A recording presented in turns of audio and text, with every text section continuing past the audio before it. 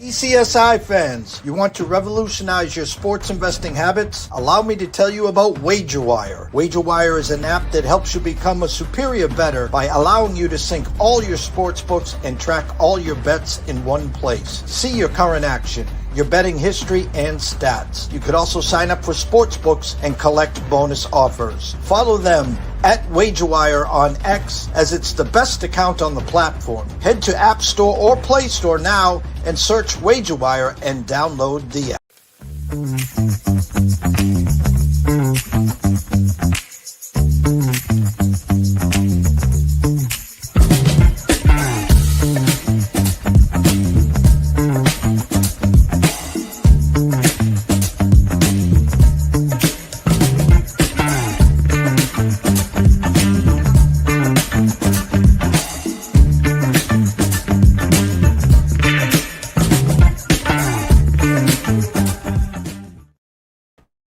Excuse me, Mr. DJ. Hey, check this out. We got a great show coming your way. From the ECSI Sports Studios, the #1 sports information program in America, The Breakfast Bankroll, with your host, the sports broker, Jeff Dawson.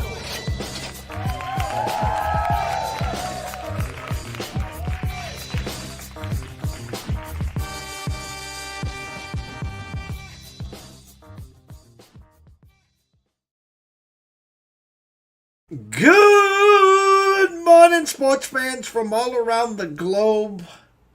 It is time. Yes, we are back. The Breakfast Bankroll. That time of the week. Good friend and colleague, Mr. Scotty Webb, live from Tampa as we break down some MLB over the weekend. Yes, we were dark last week. We were in Las Vegas. Shout out to WagerWire. Shout out to Billy Krakenberg. Shout out to Ron Marmolevsky and a whole bunch of other cast of characters that we met up with, rubbed elbows, had breakfast, lunch, and dinners, premieres, you name it, we had it. I'm blessed to be a part of such a great group, such a great family that we've created here in our 10th year of public service. So this fall is going to be epic. So if you're not a part of this family, shame on you. Head on over to YouTube at East Coast Sports Investors. Subscribe, it's free. There's almost 12,000 of people right now there.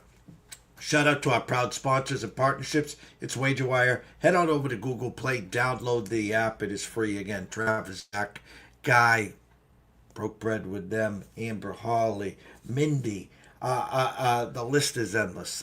Just go download the app. Follow them at WagerWire. Follow at us. You'll have a blast, I promise you. And of course, Atlanta Steaks and Seafood. Terry Smith, he's on Facebook. Go follow him. Come on back to AtlantaSteaksandSeafood.com. Steaks, chops, seafood, appetizers, wines. Terry's got it all. Was going to come on this morning feeling a little under the weather. I told him, hey, we got a long way to go. We got week 0 this week. We got week 1 next week. We'll have him on to talk some HOTLANTA Sports. And, of course, even hotter food for the grill. So, without further ado, Mr. Scotty Webb. What's up, Scott? Trying to keep hurricanes away from here. You know, it's funny, too, because, Erin, a Cat 5 that's the size of 28 states, it's almost like this, Steven Spielberg-esque one that they've all of a sudden put together. And here it is, I guess, going to stay far away, but it's still good. Get some wind and some waves, right?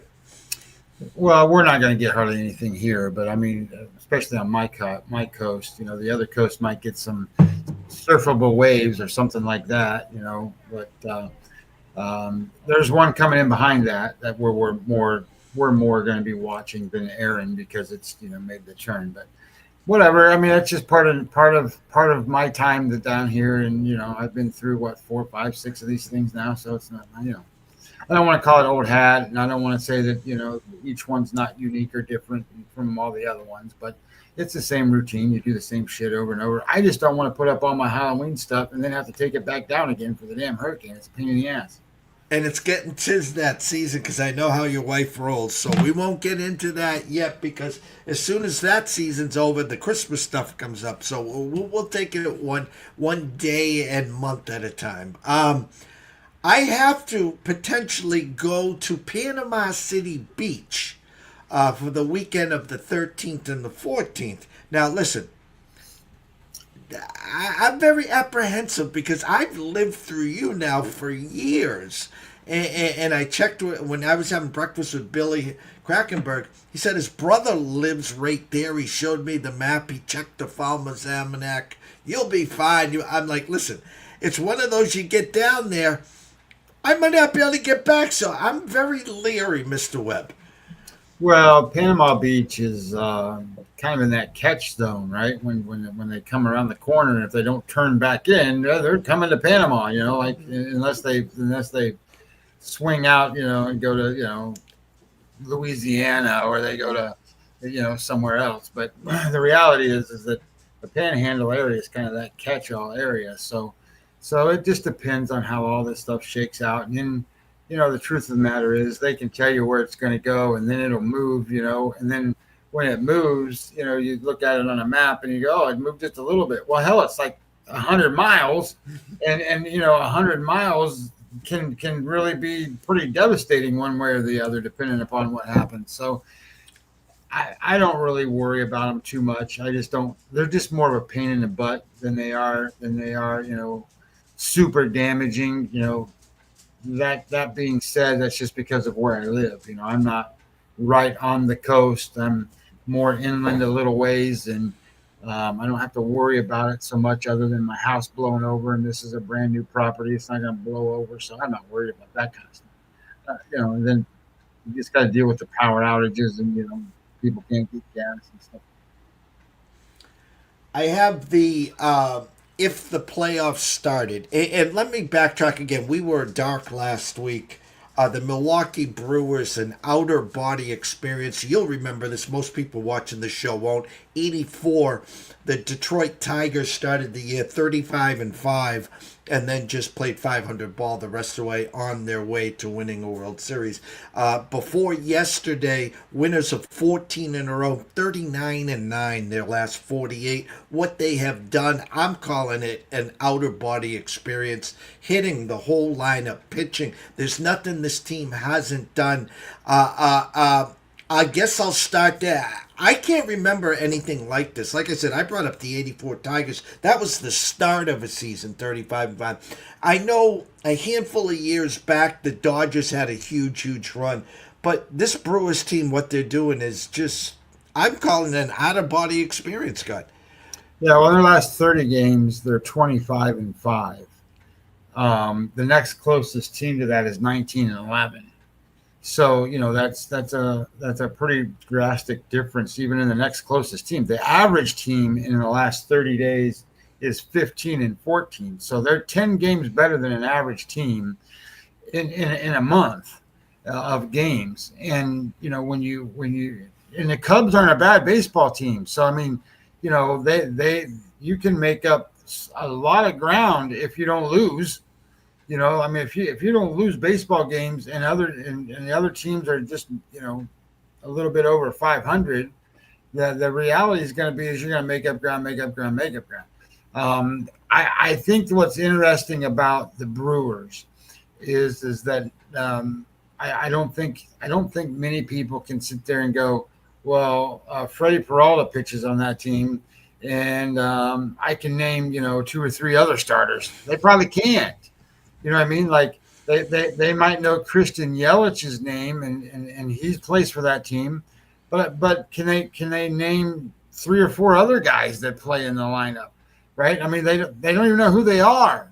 They don't know who the manager is and stuff like that, because that's a baseball team that really does what baseball teams, if they play fundamentally good.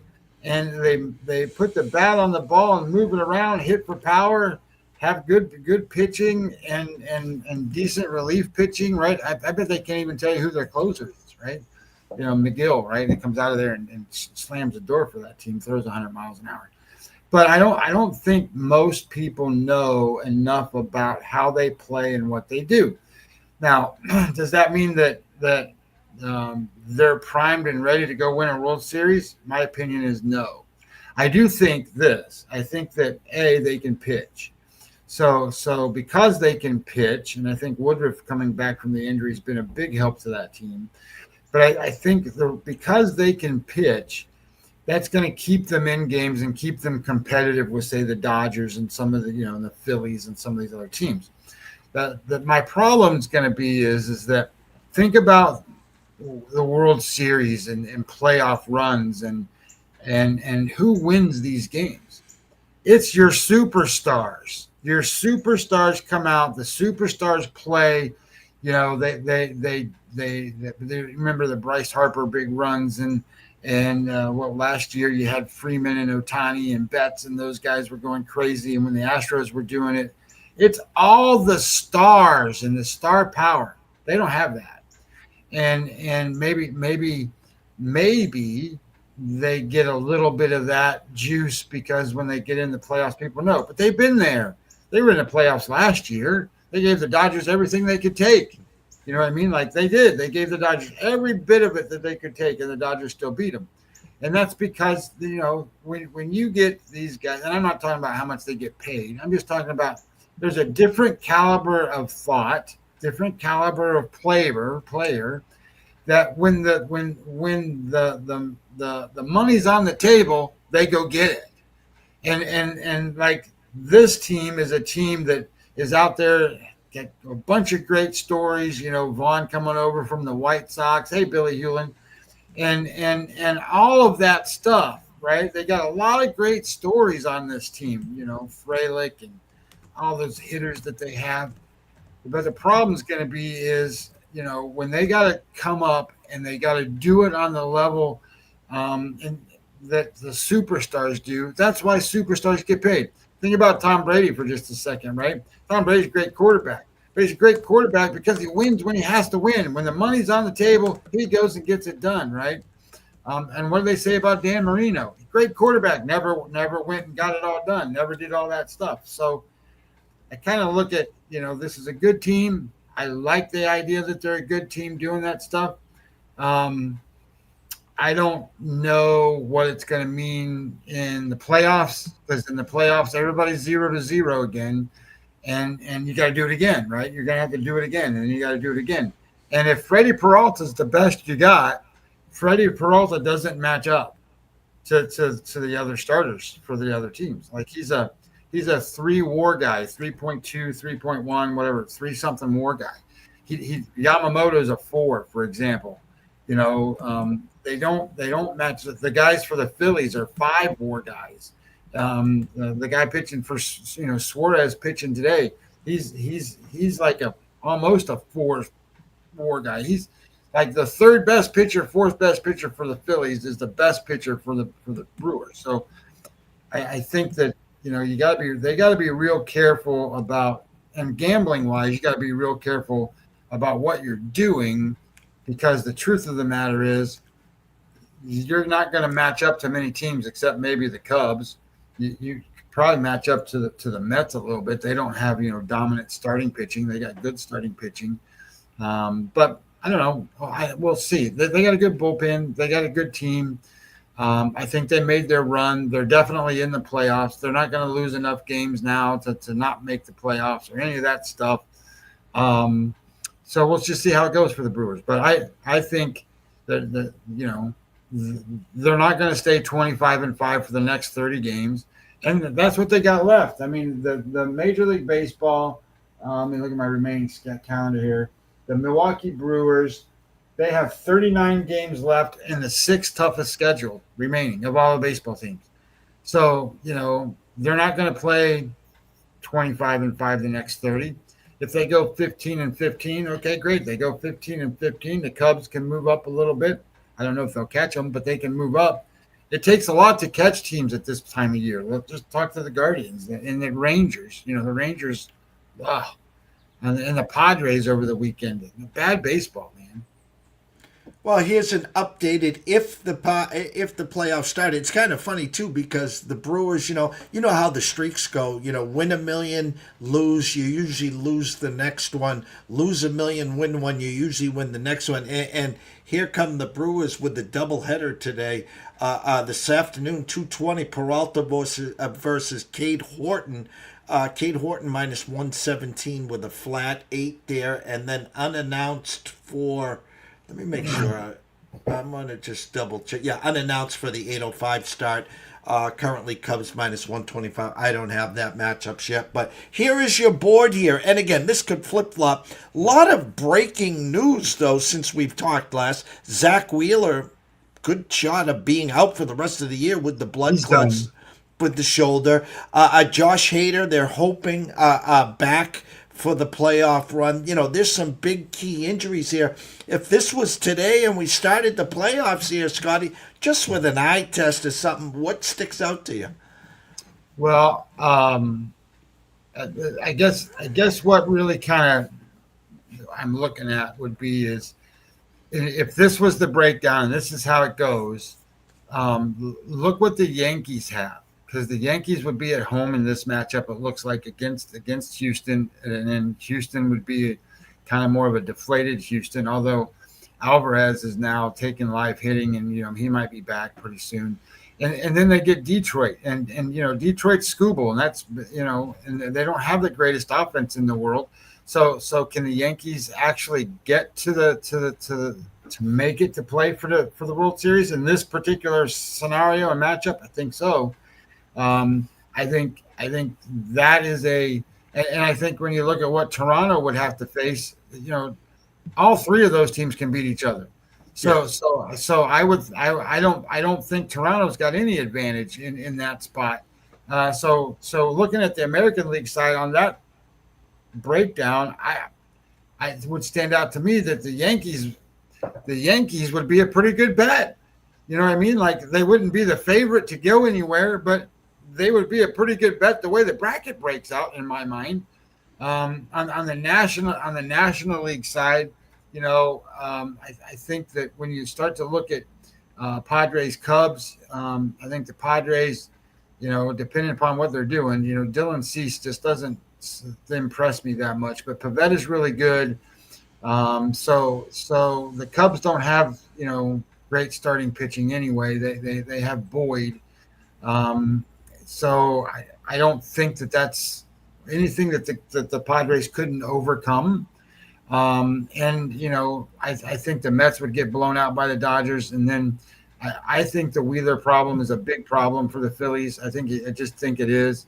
And I think that it would be very difficult for the Phillies without Wheeler to get past the Dodgers. But the Dodgers have it a tough way. I mean, they would have to beat the Mets, and then they would have to beat the Phillies. And those are pretty two tough, hardened teams. The Brewers, they wouldn't be in a spot here where they're facing a bunch of a rotation of great pitchers. Cubs don't have that. Neither does the Padres. So that Michael King injury kind of thing kicked that back, because he would have needed a little bit of work to get up to where he is. And Darvish is not obviously, the Darvish of, the 5 years ago. So Pavetta's their best pitcher. Cease can be dominant. He can be good, but man, he's not. He's a game score 50 on the season. He's just an average guy. So I kind of like the idea that the Brewers would end up making it and have to face the Dodgers. And if that's the case, I can't support the Brewers in that matchup. I just can't. To be honest, I think if the Phillies had Wheeler, I think the Phillies would be, in my mind, one of the better teams to play in the National League. I think they could certainly beat the Dodgers, and then they would be a very difficult out. I think that they could still beat the Brewers without Wheeler. So we'll see how that all shakes out. But it's interesting kind of look at it. But again, if you look at the standings, I don't see anybody. Hey, Jay Barry, I don't see anybody making it in other than those teams. I could see a spot where like Cincinnati gets hot, but Jeff, Cincinnati, the Reds, over the last 30 days, the Cincinnati Reds are 17-13, 4 games over 500. They're like the seventh or eighth best record in baseball in that time. And then the last 10 games, they're 5-5. The last 20, they're 10-10. And if you look at their schedule, the remaining schedule for the Cincinnati Reds, it's the third most difficult schedule. So I don't think the Reds are going to catch the Mets no matter what the Mets do. If the Mets keep falling and falling, they're not going to catch them. So think about it this way for everybody who's listening, and we talked about this backstage a little bit. If you want to make up 3.5 to 4 games, it takes more than 1 week to do it. It's going to take 2 weeks. So if you're out 6 to 8 games, that's going to take 4 weeks to make up 6 to 8 games. Well, guess how many games are left? There's 38. All these teams play 38, 37, or 39 games. So if they don't go on these 15-5 runs, they're not going to make it in. So if they're 6.5 games back, 7 games back, 8 games back, they're not going to make it. Can they make it? Yes. Odds are they won't. And so the teams that are, 1 game, 3 games, 3.5 games, they can kind of get in there, but they're going to have to start playing some baseball. And, we talked about, you remember like 2 weeks ago, 3 weeks ago, we were talking about, oh, don't look now. Here come the Texas Rangers. Where in the hell are they at now? 2-8 their last 10. 2-8. Yeah, that's what I'm saying. Like turn on the switch, right? You got to go. So these teams that we think are kind of like 500 teams, they're proving out to be. Yeah, they're 500 teams. Like the Cleveland Guardians. The Guardians, what are they in the last 10 games? They've lost 3 in a row. They just got swept. You can't do that when you're knocking on the door. They were 1 game or a half. I think they were half a game behind the Yankees for the last spot. And the Yankees were all dying. And everybody was talking about the Yankees aren't going to make the playoffs. Well, now the Yankees are 7-3 in their last 10, and Cleveland just got swept.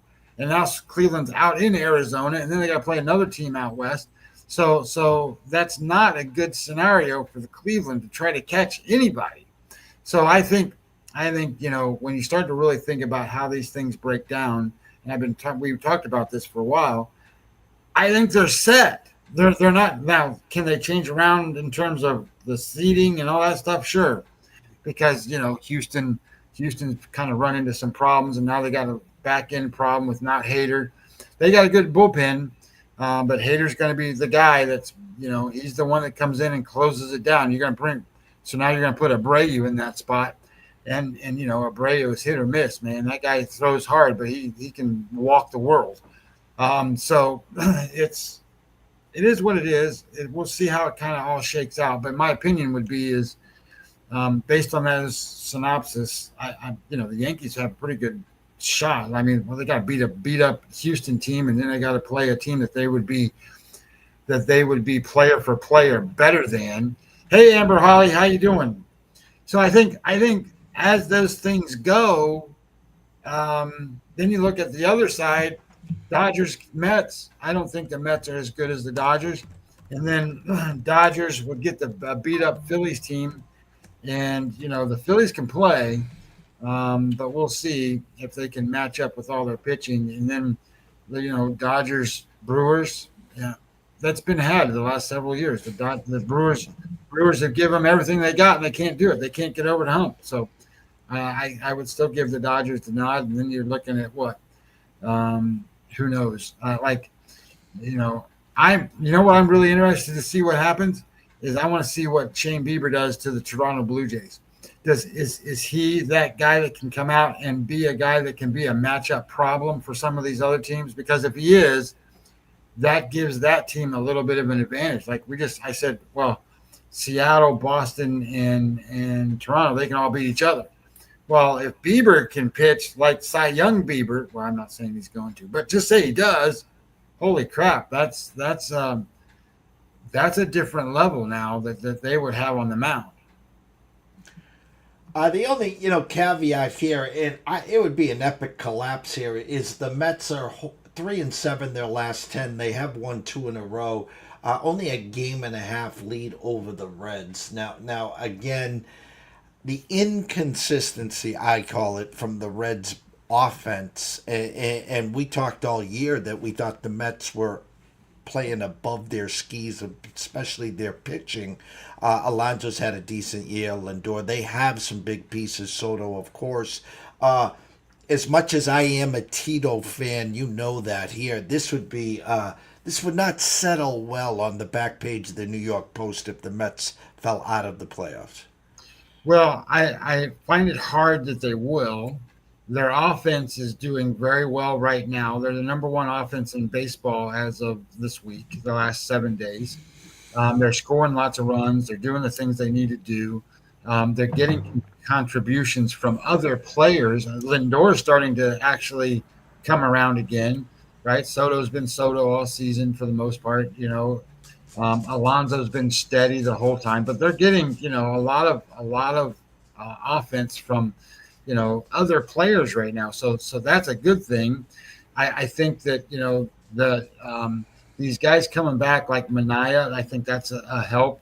I think they found out Montas sucks. So, I mean, he's out. But they bring up the kid that pitched the other day. I forget what his name is, but they bring him up and he goes out and gets, shutout or maybe one run in like 6 innings or 7 innings, struck out 6 or 7 guys. He's in the rotation now. Montas is out. So if he can continue to pitch decently, then they're going to be okay. But the problem that the Mets are going to have is who's their ace, who's their number one guy.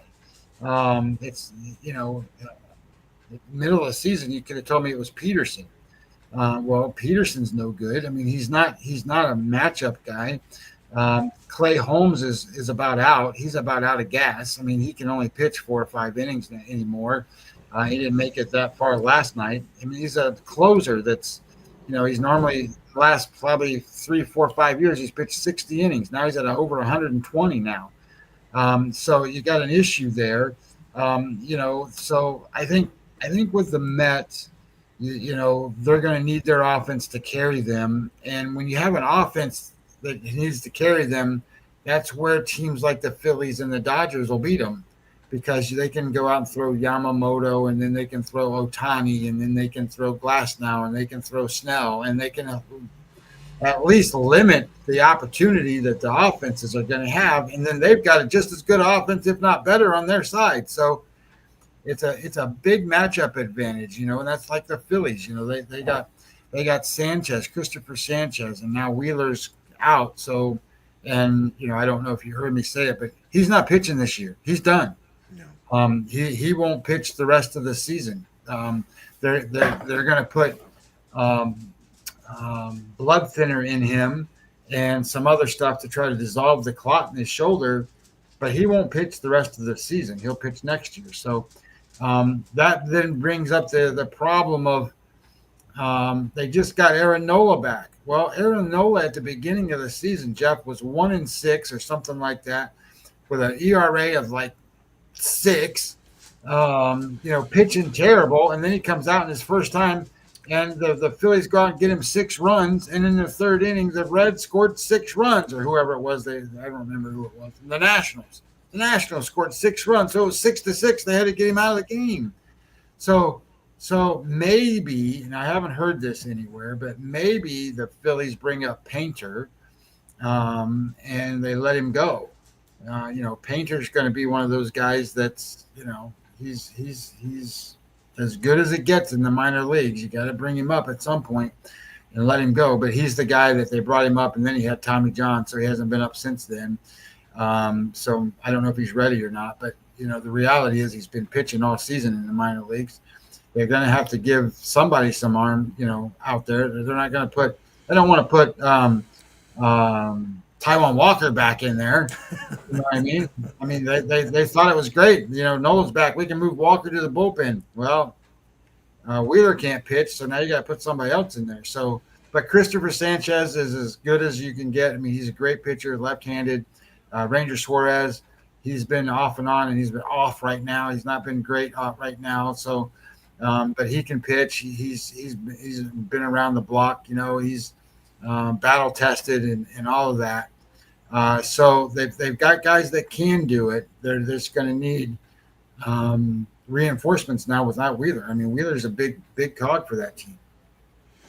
I'm going to pull you front and center for a few minutes to do your thing here. On board, I'm 1, 2, 3, 4, 5, 6, 7, 8, 9, 10, 11, 12, 13 games in all. Again, I talked about the doubleheader at the Cubs. Some decent matchup here. My Red Sox host Baltimore, Rogers versus May. Seattle, Philly, one of the headliners. Suarez versus Gilbert there. Cincinnati Angels. But I'm going to let you do what you do best. Talk some games, some pitchers, some matchups. Have some fun with it. And I'll be back in a few minutes. Well, I think the evening game for the Cubs and the Brewers, it's going to be Chad Patrick for the Brewers. And he's already pitched a lot, but they sent him back down, and he's a good pitcher. He's a 2-WAR kind of pitcher. He's a good pitcher. And Jamison Tyone is going to pitch for the Cubs. So it's not like you're going to get these call-up guys that fill in the spots. These are going to be 2 decent pitchers. So I think that's what you're going to see tonight. I didn't line that game. I didn't get into that game. I don't have that as an assured thing. But during my, I go through and I need the pitcher to make a line. So I go digging for the information, right? So that's where I go, and that's what I got. Like the Cleveland game, it was listed. Arizona's pitcher was, not listed, but it's going to be Zach Allen. So, whatever, it is what it is. All right, give me 1 second, sir. So today's games I thought was kind of unique and interesting because over the past week, maybe 2 weeks, maybe 2.5 weeks, when I make my lines and my numbers, they come out, and usually I can find some value in some spots. But the value and everything's been dropping a lot. So to be as frank as honest as I can, I don't bet every single day like I used to. Like I only find the right spots, and I try to bet on those spots and hope for the best. So because sometimes you just unlucky in certain spots. But I thought it was interesting today. If I go to, where's my other numbers here? The first game is obviously a 220 game. And in that game, you have Freddie Peralta against Cade Horton. And I think it's interesting that Cade Horton is a favorite here, right? And even though it's a small favorite, he's minus 111. Cade Horton, in terms of what his value is in terms of, WAR and numbers and play, like where he's at, he's a 1.5 to 1.7 WAR guy. Well, Freddie Peralta is the best pitcher that the Brewers have. He's not like, chump change. He's a 3 WAR guy, right? So then kind of think of it this way, right? So you've got one pitcher who's in WAR terms, right? Wins above replacement terms, is 2 times better than the other pitcher. And you have the Milwaukee Brewers, who have a better record and team strength better than the Cubs. So how are they the underdog? I mean, you got to give a little bit of a home favorite edge to Chicago. And Horton has pitched very well as of late, and Peralta maybe not so much. So maybe that's kind of where some of this comes in line. So when I made the number, my number in this game is I've got Milwaukee minus 114, and the number is Chicago minus 110 the last time I saw it. So my opinion would be is you've got value in Milwaukee. Now Jeff just talked about it before. When a team goes on a big run, they were 14-0 and they just lost. Well, there's a lot to be said that the team that lost on that streak, they're going to follow it up with another loss. That's a lot of times what happens. So in this particular circumstance, I sit there and go, I don't see where there's a value then in betting on Milwaukee, even though my number says that. And then when I pulled it up, when I did the analysis of the game, let me go back over there, and I get to bet score. The Brewers get points for game score and WPA, winning percent added for the pitcher. The Cubs get the same thing for both of that, but the Cubs get more points because the pitcher doesn't give up home runs. So the Cubs get a little bit better in the pitching spot. The Brewers win the offense pretty handily. They kind of tie. They tie through the bullpen, and then the ancillary stuff all goes to Milwaukee. So you got to kind of look at that and go, well, the pitchers kind of match up. Offensively, it's all Milwaukee right now. Milwaukee is scoring 8.5 runs a game, for God's sakes, and the Cubs are scoring 2.5. So that's a huge difference. It's a big major issue. So you got to sit there and go, can Cade Horton then control this offense? And in his past 30 days, Cade Horton has controlled the offense in a way that is best in baseball today, by far. I mean, better than Skeens, better than all of them. His SOPS plus, which is a predicted measure of on-base plus slugging, and the plus is just for the field, the stadium effects and all that stuff, right? It just neutralizes all of those things. Anyway, he's a -8. Well, 100 is average. And if you're a negative, that's really, if you're a 30, for example, you're 70% better than average. Well, this guy's 108% better than average pitcher. He's like been unhittable. They're good at home, the Cubs. They're 38-23 at home. But the Brewers, they are 36-25 on the road now. So I just think it's kind of like a toss-up. And again, there it is. The line is kind of that way. So I'd be more interested to play the afternoon game. I didn't line it. Looking at those two pitchers, there might be bigger edges there. And we'll see. Like the Cubs aren't hitting. The Cubs offense currently, if you do it by betting value runs, they're -8.9 runs to an average offense. I don't want to bet on the Cubs if they're -8, almost 9 runs to an average team. The Brewers are +18 runs. I mean, that's the difference. I mean, but there's a lot to be said about what Jeff said earlier with when a team loses on a winning streak, that they follow that up with another loss. So we'll see how that goes. And I'm just going to stay off of this game. I don't like it very well that way. Where's my other numbers at? Let's go there. Bang. So I thought I was going to be excited about this St. Louis Miami game. Liberatore at the beginning of the season was as good as a left-handed pitcher was, and not necessarily in the sport, but he was the best of himself that he could be. Well, he's been really bad lately, and not only has he been really bad, but his metrics don't show like he's going to turn this around. The Cardinals have been struggling. They just got swept by the Yankees at home, and they play well at home, and they don't play good on the road. So then I started looking at Miami and thinking this is going to be a right spot. But when I pull this number up, I don't have an edge. My edges are all gone, and the reason for that is because what I thought Yuri Perez was versus what I'm getting.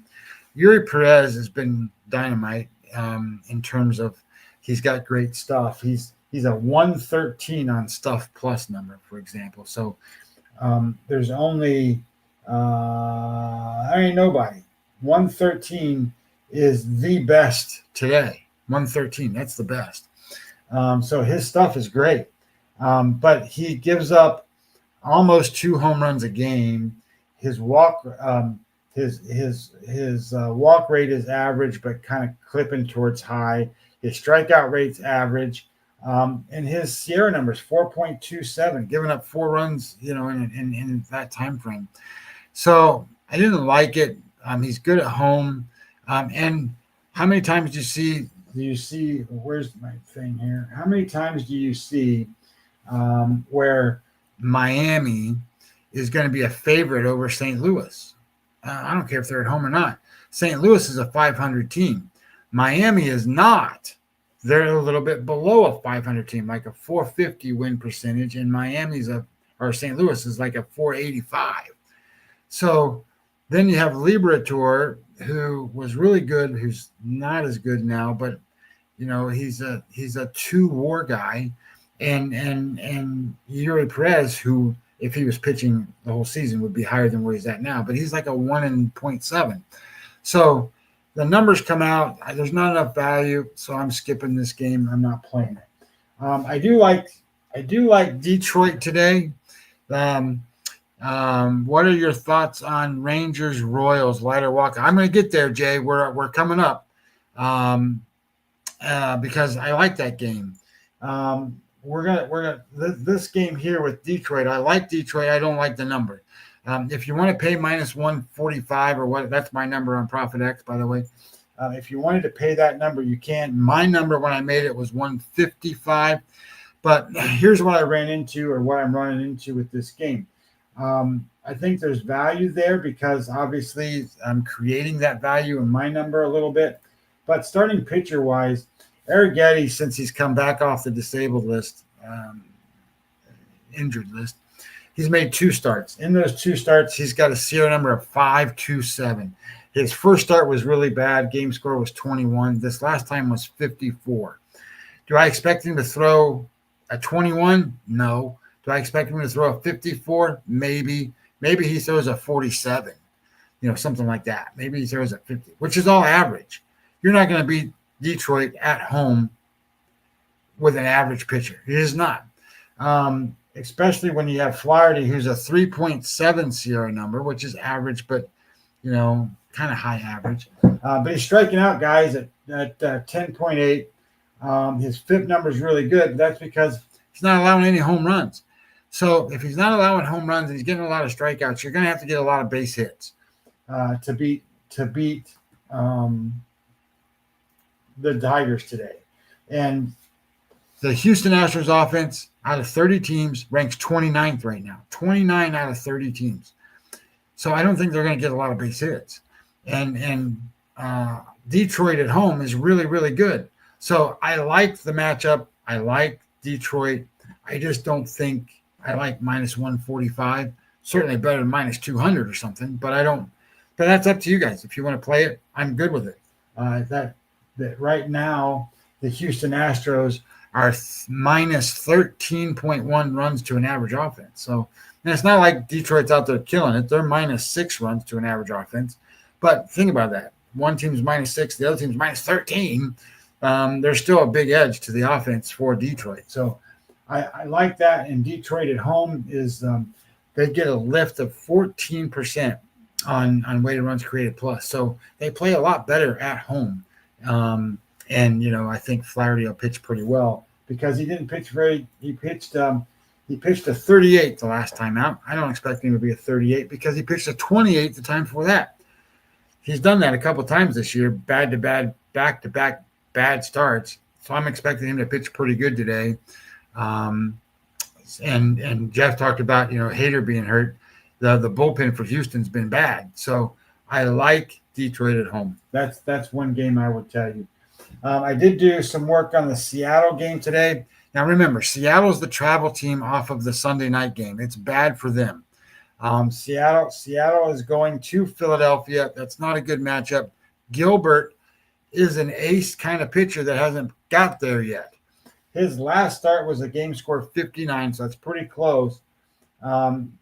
He's came off the IL, the injured list, and he's been pretty good. He hasn't been great yet. He's just been pretty good. Suarez, his last time out was a 27. Over the last 3 starts, it's a 44. Over his last 7 starts, it's a 47. He's been bad for a month. But I don't expect him to throw a 28. Where I couldn't figure out what to do in this spot is Suarez is hittable. He's not a big strikeout guy. Gilbert's a strikeout guy. But neither one of these offenses, so if I look at them, Seattle is flat, minus 0.3 runs to an average offense. Philadelphia is minus 8.6 runs, so they're worse. They ranked 26th, and Seattle ranked 16th. So you got kind of middle of the road and bottom. Bottom third, not third, but bottom, 25% is the Phillies right now. And that's not good to face Gilbert. But this is a team on the travel thing. I don't like it. My numbers come out and they say, that there's slight advantage to be betting on the underdog here and be betting on Seattle. My number was a little bit higher than what this is. I have Philadelphia minus 120, and the number that I saw was minus 106. So this Paul Skeens game, it's kind of interesting in a sense that, look, Skeens got beat up the last time out. He threw a 28. It's worst start of the season. He's not going to do that again. But this is Toronto, and Toronto's got the best one of the best offenses. They're second in offense currently, and Gosman's been really good. So that kind of has a matchup where Gosman's been really good. Pittsburgh can't hit. Toronto can hit, and you're going to face a great pitcher. So this has got under to me written all over it. Under. So I don't think there's going to be a lot of runs scored. I don't see any value here. If at all there was value, I would be on Toronto's side because I think Toronto can score. And as soon as Skeens is out of the game, maybe they run up the pitch count and get him out of the game, and they beat up the bullpen or something. So I kind of like that idea or that aspect of it. So if I were to bet it, I would either bet under or I would bet Toronto against Paul Skeens. Baltimore and Boston's interesting because, I thought Baltimore was making a come and that, they were scoring some runs and doing stuff, but they're not as good as I thought they were. On offense right now, Baltimore is ranked 18th, so kind of middle, but a little bit lower than middle. Isolated power, they're 19th. And Boston's just been Boston. They've been hitting. They're 13th in offense, 11th isolated power. Weighted runs created plus, they're 6% better than average offense. When it comes to the runs, they're 2.7 runs better than an average offense. And Baltimore's still minus. They're minus one. Baltimore on the road is bad. They are minus 18% on the road is their lift. But I can tell you what, Trevor Rogers now the last year and maybe even the year before that, he wasn't very good in Miami, but his rookie season, he was good. Well, he's good again. And I don't know what happened. I don't know how he got to be this way. The reality is he's not a strikeout guy. So Trevor Rogers, to give you an idea of how good he is or has been, he's made 11 starts for Baltimore. They're 8-3 in those starts. 8-3. That's really good. And his SOPS plus in the last 28 days, 18. That means he is 82% better than an average pitcher at controlling the opponent's offense. Awesome stuff for him. And Dustin May, he's been average for the most part all season. It's kind of hard to look at because, he's been a Dodger most of the season. He has pitched twice in Fenway Park. His SOPS plus at Fenway is 123. He's 23% worse than an average pitcher in Fenway. So that's not enough really to kind of say, yes, he's bad in Fenway. And you get that from pitchers in Fenway a lot of times, even the home pitchers. It's a hard place to pitch. So I think you run into this is, okay, well, the offense is a little bit better for Boston. The pitcher is not as good, but, when I looked at the pitcher stuff, I was expecting a whole bunch of pitcher points from Trevor Rogers, but it's all average. His Sierra number is 3.66 and Mays is 3.14. Mays is better. When it comes to strikeouts, 7.41, which is an average number for Rogers. It's over 11 for May. May hasn't given up any home runs in the last 30 days. So I kind of liked it to sit there and go, well, why is Rogers doing so good? Well, his WPA is the best on the board today. Well, second best. Kate Horton's been really good in that category, and that category basically is when you make a play, does it help you win the game or does it help you lose the game? And they chalk up a tally mark and a tally mark and a tally mark, and as you go along, if you make more of those, you're going to win games, and you make less of those, you're going to lose games. And he makes a lot of winning plays. So that's how Rodgers has been winning. My combo sheet comes out on this game as slight value to Baltimore, not much, not enough to bet. And then we were talking about Texas and Kansas City. Here you go, Jay Barry. This is interesting, only in the sense that I thought Leiter was having a halfway decent season in a sense that, he's not out there throwing as many walks and crazy stuff as he did a year ago in his rookie season and stuff. But his game score for the season is a 50. He is an average pitcher. That's what he is. Can he be better? He's got stuff to be better. His problem, and you can see it just in how his stuff gets graded. His stuff plus is a 105, which is good. It's high. It's a good number. His pitching plus, so how you control it, where you put it, how the pitch sequencing and mixes and all that stuff, it's an 89. That's one of the lower ones in baseball. It's not the lowest one today, but it's the third lowest one today. Liberatore is second. And the guy pitching for the Angels is the worst today. So, hey, Marty Lowe, how are you doing, brother? So when I look at this game, I go, Leiter's an average pitcher.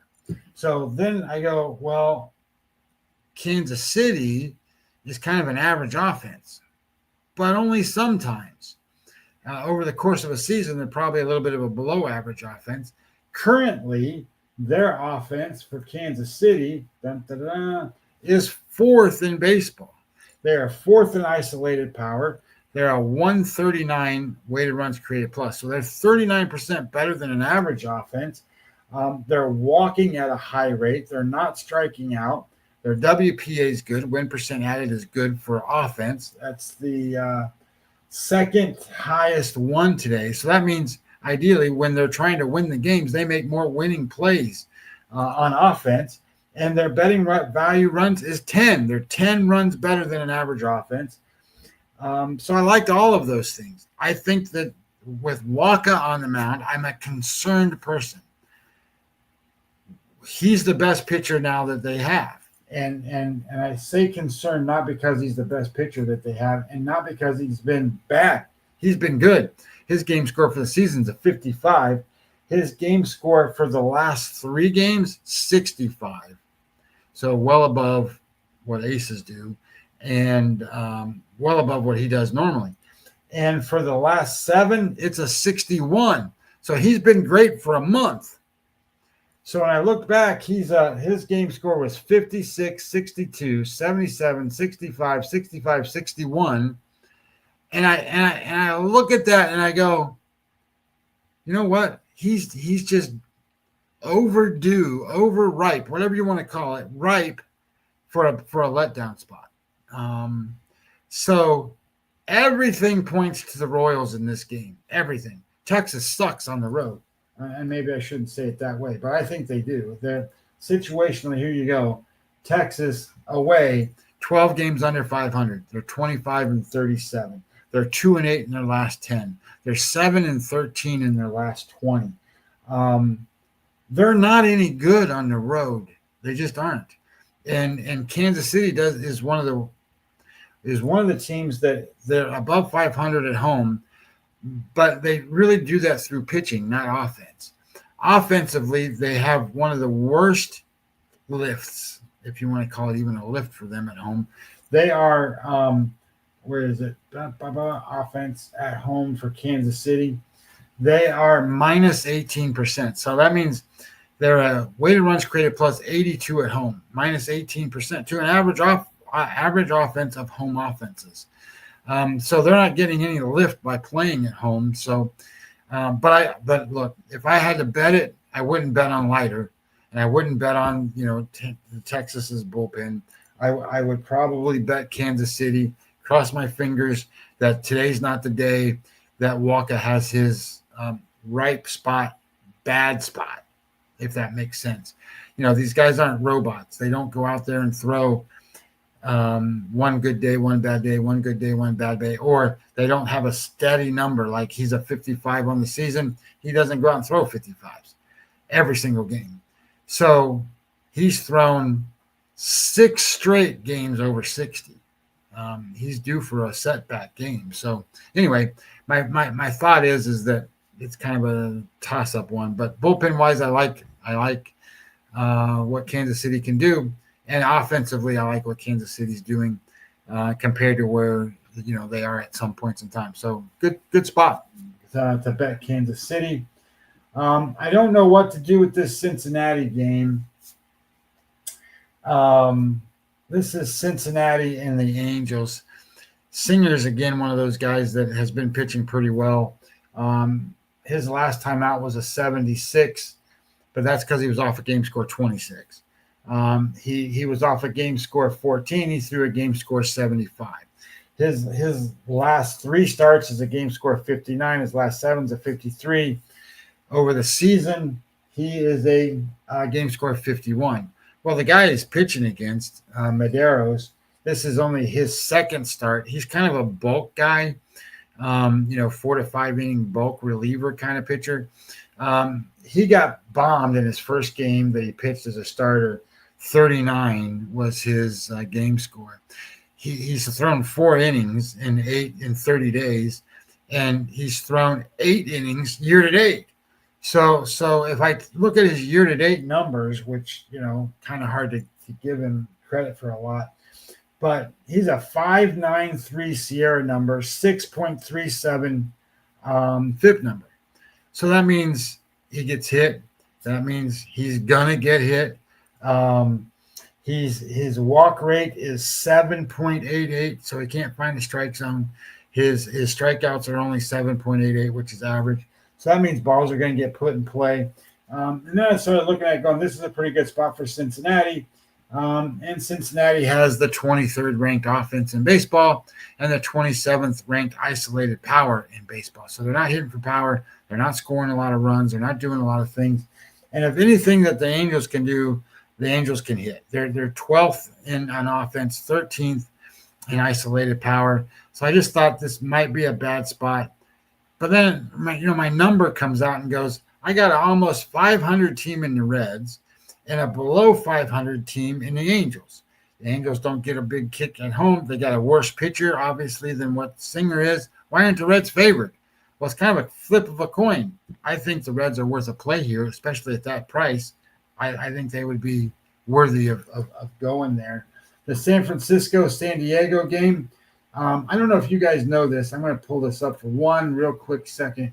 Boom. The San Francisco Giants in the last 30 games, they're the worst team in Major League Baseball. Did you know that?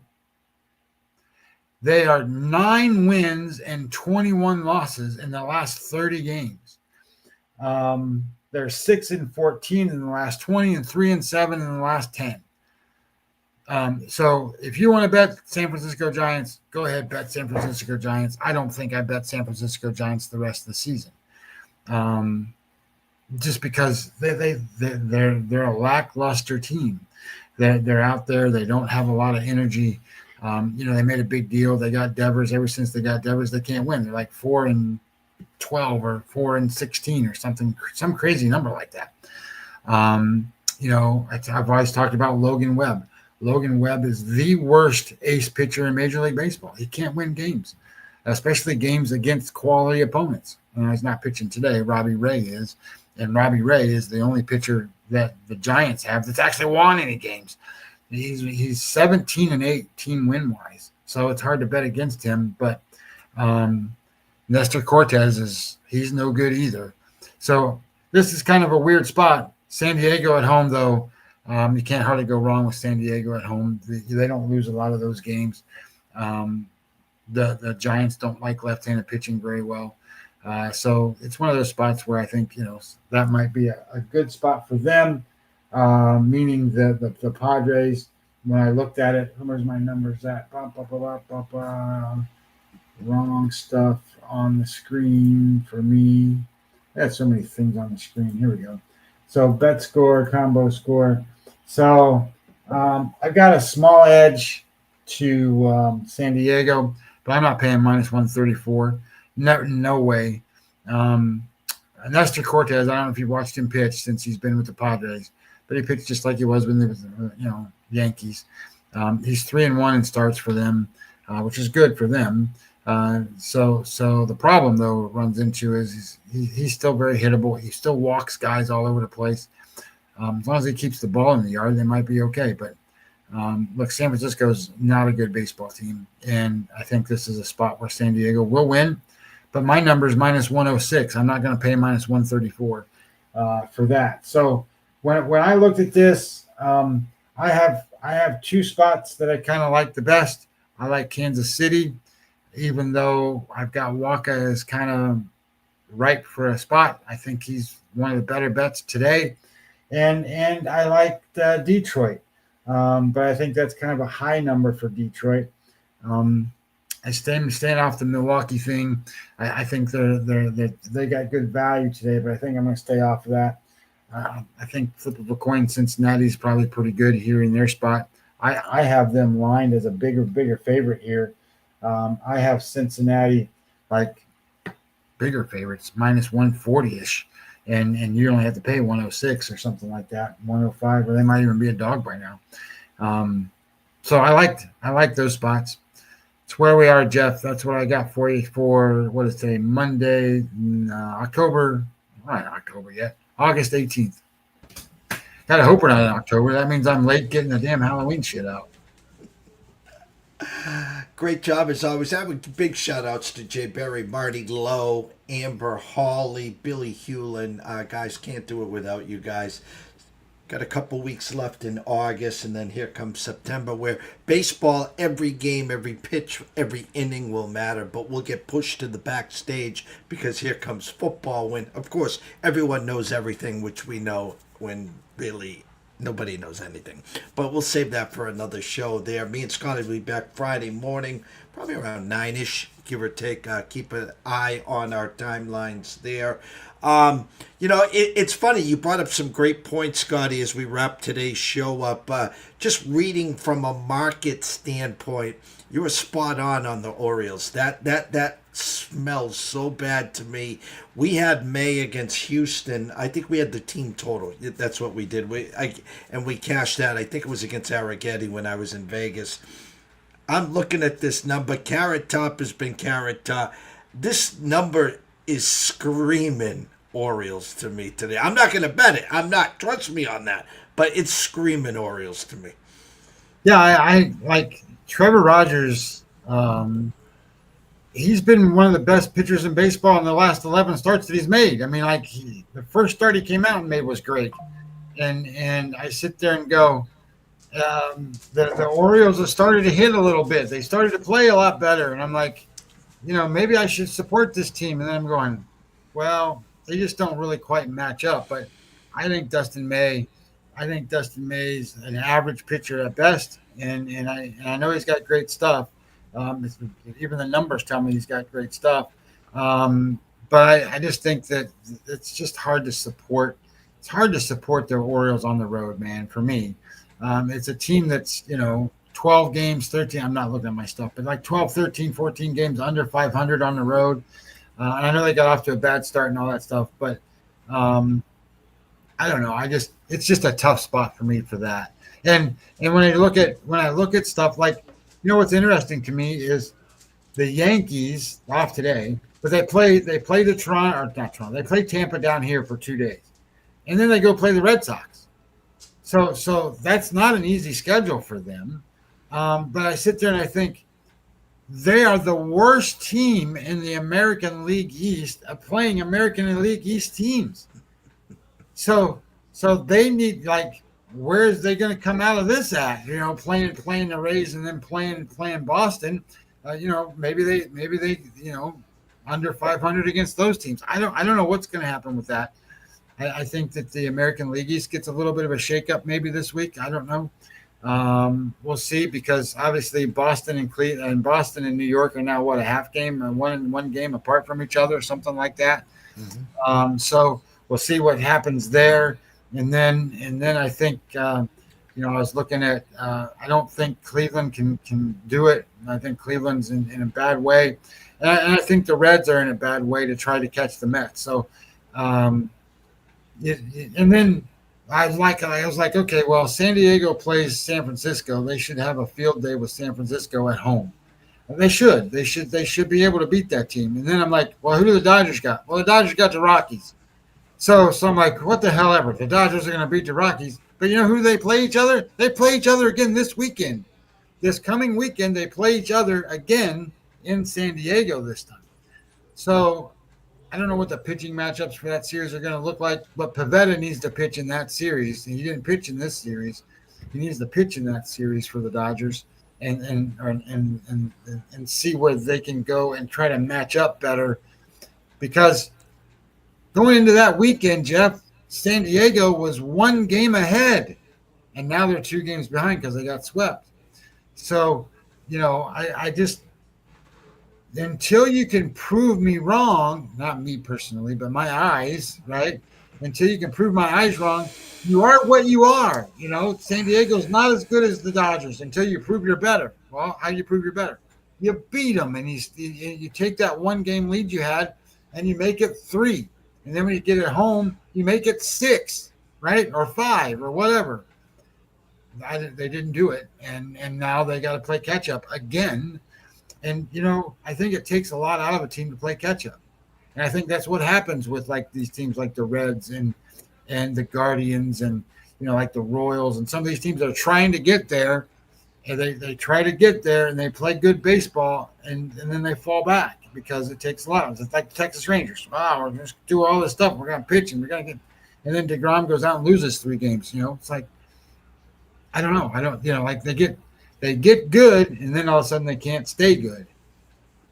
Well, it's going to be interesting tomorrow morning, 10:30-ish. Andrew McGinnis back talking some CFL, talk some NFLX. Wednesday, Brady Cannon will be back the last week. The final 30 in the PGA, winner take all for the FedEx Cup. Scotty B and Scotty Scheffler as always. Thursday, the return of Matthew George. He'll be back, WNBA, some NBA thoughts, some Yankee talk live from the Mecca. And then Friday, we look to bring back our good friend, Mr. Sean Alvarez, to talk some horses, some Del Mar, some Saratoga. Of course, we'll have Scotty back. Some big stuff heading our way to the ECSI family and the network. Waiting on some confirmations for some fall shows, so I'm not going to let the cat out the bag till we get them all confirmed. So for myself, Jeff Dawson at EC Sports Investor, one and only Mr. Scotty Webb at Webby20MLB, we wish everyone a blessed day. It's a new week, guys. ECSI VIPs, enjoy Envelope Monday. End the week 7-1.